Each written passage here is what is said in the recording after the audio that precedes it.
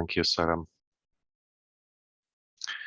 And I will have some links in my slides, so I will share the link to my presentation so it's easier for you to follow the links. And you should see my presentation now.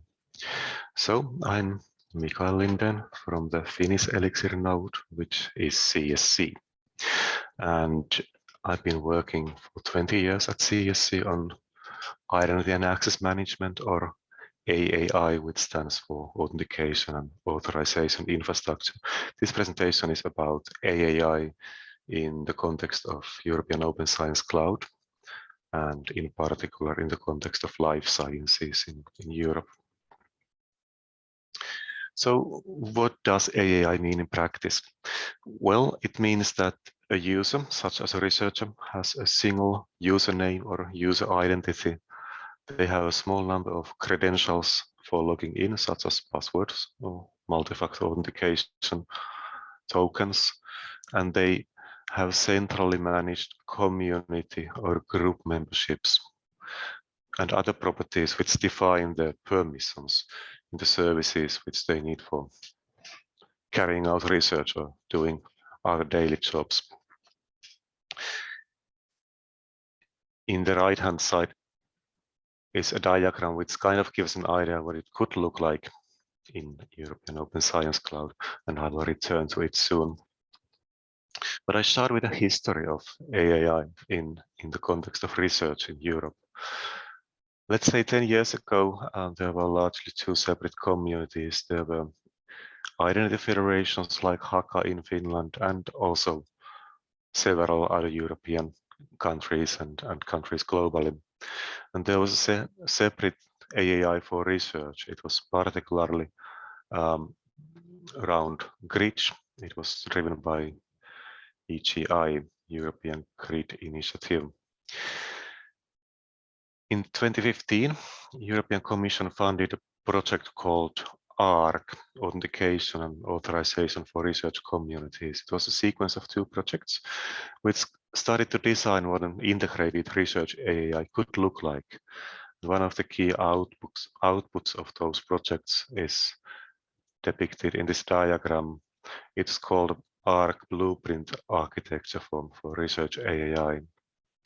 And I will return to it, but that output of the ARC project was taken by EOSC Architecture Working Group that ran in 2019 to 2020, which delivered this document. Its link is here. It was actually the document published by European Commission. It's a report on authentication and authorization infrastructure for EOSC. And that is now the kind of current document that is being deployed in the EOSC Future project that has a cross-work package working group for AAI. The project runs until 2023, and it will deploy the AAI. In parallel, EOSC Association has a task force for AAI, TF AAI.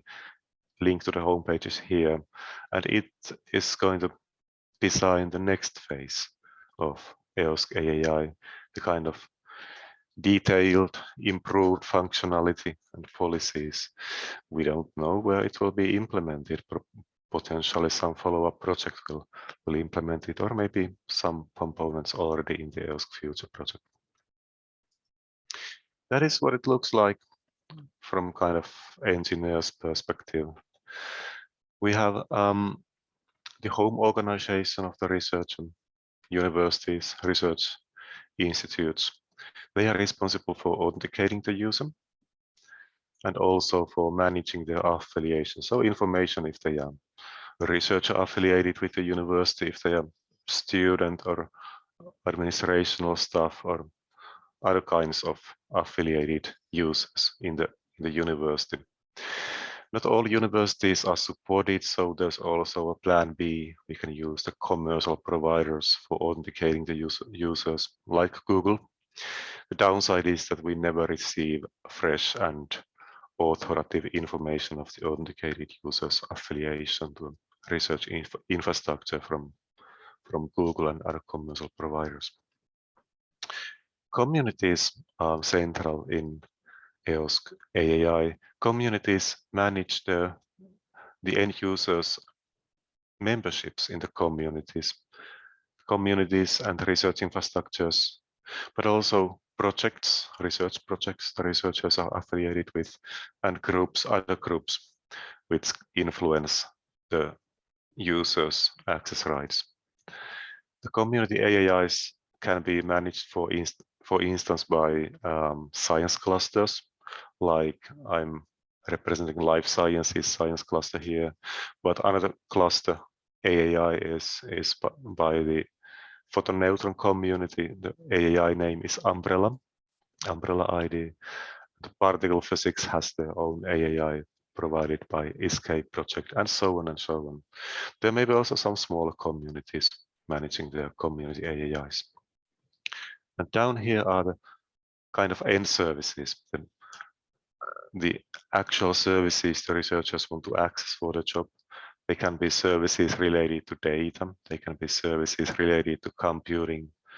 They can be EOSC core services or other services that organizations in Europe have enabled for EOSC. The idea is that the AAI between the universities and community AAIs are the existing national identity federations, for instance, Haka Federation in Finland and sister federations in other European countries. All those federations are interconnected by EDUCAIN, which is a service operated by J-Hunt project. The EOSC AAI itself sits here between the communities, the community AAIs, and the services who rely on EOSC. So it's kind of another identity federation, a bit similar to Haka Federation.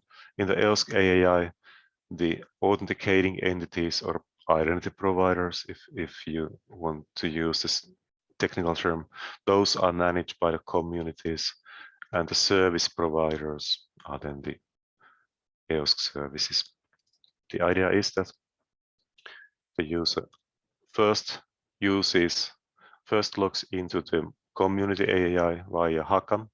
So eventually the researcher is authenticated by the home university identity provider, and it releases the role and kind of basic attributes of the community AAI, which then decorates the users with extra properties like information on community memberships, group memberships, and releases it to the downstream service. There is also a plan B. The EOSC AAI specification doesn't exclude direct access using the home university credentials via EDUCAIN Federation, the relying service of EOSC AAI. So that's the wider picture of how EOSC AAI works. This is indeed being deployed in the EOSC Future project, and I believe the first connections between the community AAIs and EOSC services were implemented in April this year. Now going to the particulars of life sciences as one of the science clusters that EOSC serves. In life sciences, we are rolling out our own community AAI whose name is Life Science Login. And I'm the task leader in that project, which belongs to the wider EOSC Life Science Cluster project. EOSC Life is the community for life sciences, and the project funded by European Commission. It's a 4-year project. It started 2019 and it will end in August next year. And the partners in that project are the 13 life science research infrastructure in Europe and the organizations behind them. In the context of life sciences, this is what the world looked like yesterday. There were services online from different communities, and the end users had separate usernames and passwords for each of those services. But this is how the evolution looked like today. And yesterday, the research infrastructure started to introduce AAI services of their own. I'm from the Elixir research infrastructure, and in Elixir we have had this Elixir AAI or Elixir login, and researchers could access Elixir services with a single Elixir ID. But other research infrastructures like the BBMRI for biobanking has their own BBMRI, AAI. ARIA service serves the Instruct community for structural biology, and also other research infrastructures like Eurobioimaging have services who need to authenticate their users. The goal of life science login is to replace all these research infrastructure AAIs by a single service. So researchers could have a single login to access all services from different life science research infrastructures. They don't need to know, they don't need to care from which research infrastructures, to which research infrastructure the service they are accessing belongs, because the same credentials can be used for them. And as an extra, there's the integration to the European Open Science Cloud, or EOSC AAI, as I introduced. So the idea is that the benefit for the researcher is that they have just one credential that they can use to access services between research infrastructures. We also believe that when we provide the AAI service centrally for the European life science sector, we can provide better functionality. We have more resources to provide improved and more advanced functionality. But we also believe we can have economics of scale, because it is probably cheaper for the taxpayers as a whole to have just one AAI for the life science sector in Europe. We plan to make use of the institutional logins, Haka credentials in Finland, whenever possible, but there are also end users who don't have that luxury, like end users coming from commercial organizations, from the industry collaboration, which are not connected by Haka. We want to collaborate with e-infrastructures, the kind of fruits of the ARC project, the ARC blueprint architecture, and we also want to make use of the expertise of the infrastructures for daily operations of the life science AAI. And by the end of the project, we plan to have a sustainable model for the life science login, so we can be confident that there will be a service model available after the EOSC Live projects in a little more than 1 year. Well, this is what it looks like. Here are the eventual services to which the researchers want to log in. There are services who produce data like imaging microscopes or genome sequencers. There are services who manage and archive data archives like European Genome Archive and biobanks. There can be services for computing data, tools, clouds, workflow environments, and regular collaborative services like wikis, content management systems, mailing lists, e-learning platforms. Those services everyone uses in their daily life. Down here are the authentication providers of life science login. We encourage users to use their home organization logins whenever possible, but we also support commercial logins like Google or LinkedIn or community services like ORCID.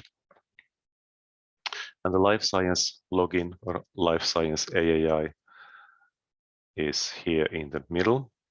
There is the access management front end, which kind of participates to the interaction between the user when they log in, and the back end, which manages extra attributes and other properties of the users. When the user wants to log into one of the services up here, they first land on the what we call proxy IDP, a service who first requests the user to authenticate against the home organization or the commercial provider, and then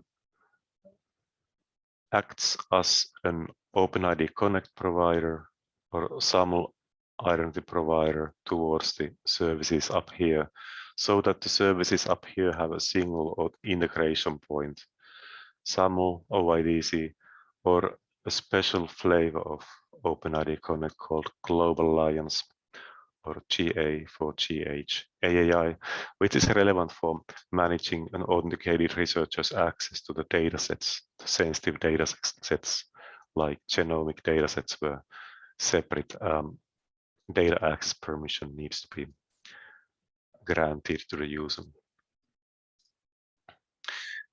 When the user registers Life Science ID, they access the registration and profile service of Life Science AAI. They need to commit to the acceptable usage policy of Life Science AAI. It covers kind of basic things like I won't share my credentials with anyone, but I don't infringe any copyright materials, or I don't try to circumvent security controls in the Life Science AAI. Kind of regular acceptable usage policy policy things need to be committed first. The user can also link several external authentication providers to the Life Science ID. So if they want to use ORCID to logging into Life Science AAI, they can link the ORCID ID to their Life Science ID and use it for logging in.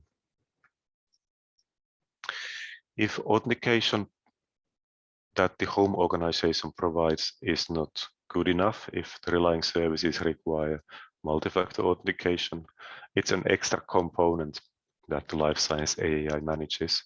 The user first authenticates using the, let's say, home organization credentials, passwords, for instance, and then the Life Science AAI carries out a step-up authentication by asking the user to present an extra authentication factor, such as a single-time password that the smartphone can deliver to them. If the user is a researcher of sensitive data, such as genomics, or wants to access pathological imaging services, they need to first apply for access for the sensitive data sets they need for the research. And a system component developed by the Finnish Elixir node is called REMS. It's a service to which the user submits the research plan, and the REMS service then circulates the data access request to the owner of the dataset, commonly represented by a data access committee or a DAC. And the REMS system, when the DAC approves the data access request, the REMS system generates a Global Alliance passport, which can then be delivered by the Global Alliance system component of the proxy IDP to the environment where the data access takes place, for instance, to a private cloud. If group and project memberships are relevant for the relying service, there is a service in Life Science AAI where the group managers or project PIs can manage the members of the groups, invite new members, remove members when they depart, and so on. And that information is made available to relying services up here, which eventually enforce access, which means that make sure that only group members can access the service. And that was the end of my presentation. Finally, some links to more information, some CSC activities, REMS system, Elixir AI, EOSC Live, Work Package 5, the task force for AAI in EOSC Association, where I'm a member of, and Puhuri, which is the AAI system for managing access to Lumi supercomputer. And then links to the Life Science AAI or Life Science login and blueprint of the Life Science AAI. So now I'm ready for taking questions. Thank you very much, Mikael, for the very clear presentation. I do have some questions, but I want to ask first the audience. If anyone has any questions, you can raise your hand or you can write your questions in the chat.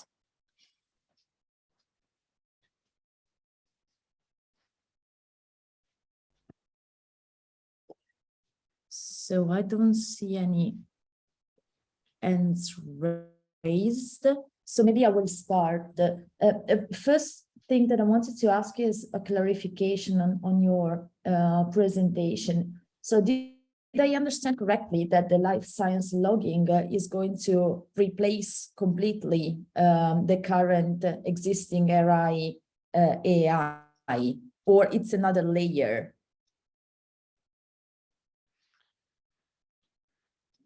The life science login will replace the life science research infrastructure's AAIs. So Elixir AAI, BBMRI AAI, ARIA login will be replaced by life science login. And they can also be consumed by other life science research infrastructures like Eurobioimaging.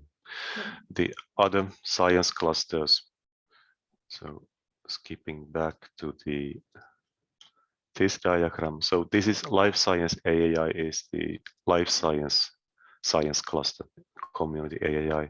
Other science clusters like photon neutron community, particle physics community, environmental sciences have their own community AAIs. So, but then, so this means that, for example, the Elixir login is not going to exist anymore, right? Elixir AAI doesn't exist anymore as an independent service.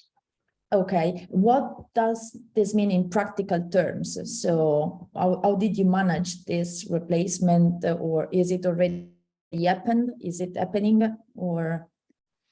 It's happening. The life science login service was launched on 11th of April this year, so nearly 2 months ago.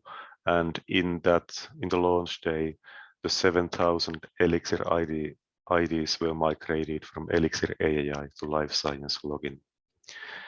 And the same will happen to same thing will happen to BBMRI and the ARIA service as well. So it is as transparent as possible for end users. The only thing the end users need to do is to accept the acceptable usage policy of life science login when they log into a relying service for the first time. The administrators of the relying services need to be a bit more work, but we have made it as simple as possible for them as well. Okay, thank you.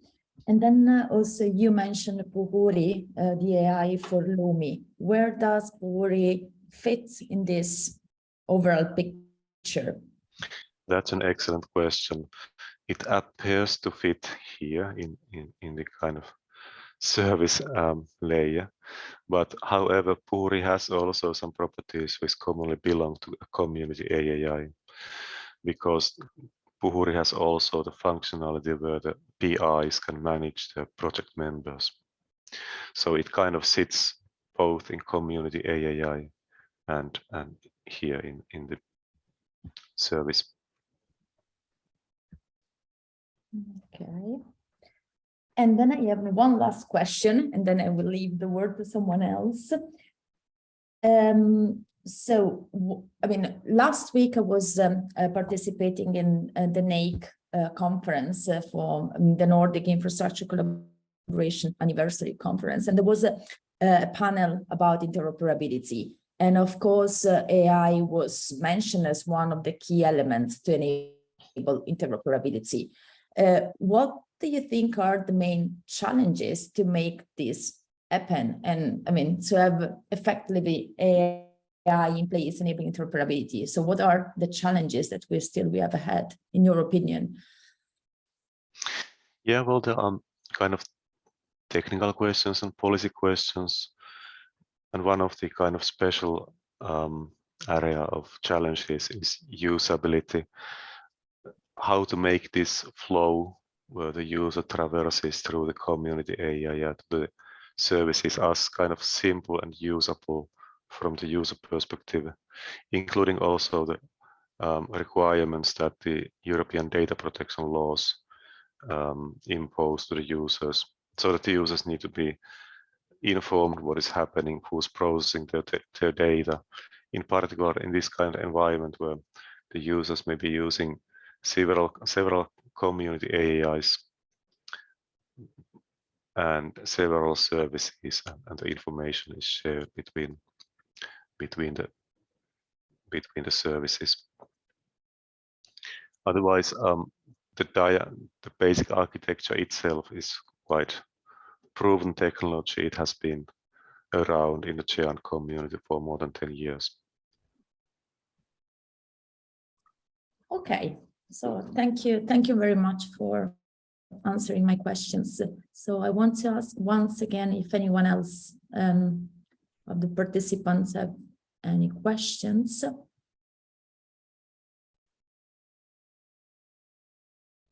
Don't see anything in the chat. Okay, so I guess, Mikael, you were super clear about everything else. Okay, so thank you very much once again. And I just want to give briefly the floor to Anu.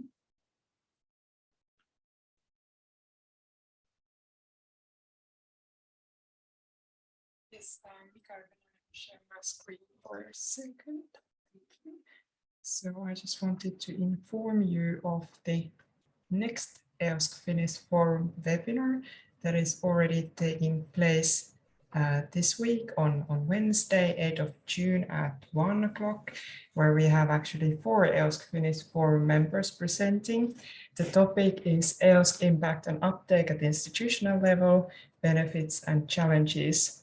And we will first hear Josephine Nordling talking about how research reproducibility affects research practices. And then we will hear 2 more practical examples from the institutional level, namely from University of Eastern Finland and Finnish Social Science Data Archive. So I'm going to put the link to the event page to the chat where you can register for the event. Okay, thank you very much, Anu. So I just want to thank you, Mikael, once again, and all the participants. And of course, I mean, if you have any other questions for Mikael, either you can reach out to him directly or ask us. We are going to publish this recording and the slides as soon as possible on the Avointiede website. I think we can close the webinar then. Thanks a lot and have a lovely week. Thank you. Thank you all. Everyone. Bye-bye.